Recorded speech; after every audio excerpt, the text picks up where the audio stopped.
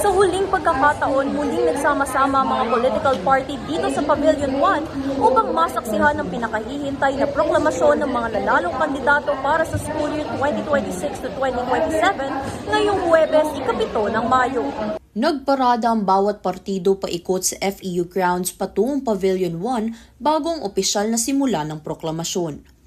Nagsimula ang pag-anunsyo ng mga nanalo sa academic organizations na sinundan ng mga bagong halal mula naman sa iba't ibang Institute Student Council. Huling ipinakilala ang mga bagong mukha ng FEU Central Student Organization o FEUCSO.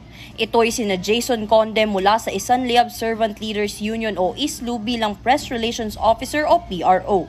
Aliana Madrideo mula rin sa ISLU bilang Auditor, Maylin Cuo mula sa Kadiwa Student Coalition o KSC bilang Treasurer, Gian Valenzuela mula sa ISLU bilang Secretary, Eliza Lasala ng ISLU bilang Vice Presidente at si Jasper Calara mula sa KSC bilang Presidente.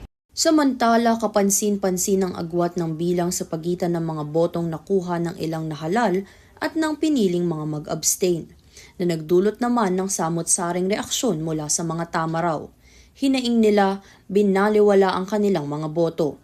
Kasalukuyang nananawagan ng mga estudyante sa FEU Commission on Elections o COMELEC na magkaroon ng mas maayos na sistema. Sa dulo ng programa, nagtipon muli ang mga kandidato sa kani-kanilang partido. Sa pagtatapos ng FEU elections, dapat lalo tayong maging kritikal sa pagpili ng ating mga ihahalal, subalit wala rin itong saysay kung mananatiling baluktot ang sistema. Magandang pagsasanay ang campus elections upang tayo maging mapanuri sa ating mga binoboto, ngunit huwag kalilimutan ang pagpuna sa mas malaking papel na ginagampanan ng mga taong parte ng administrasyon. Naway hindi tayo mawalan ng pag-asa sa paglaban para sa ikabubuti ng karamihan.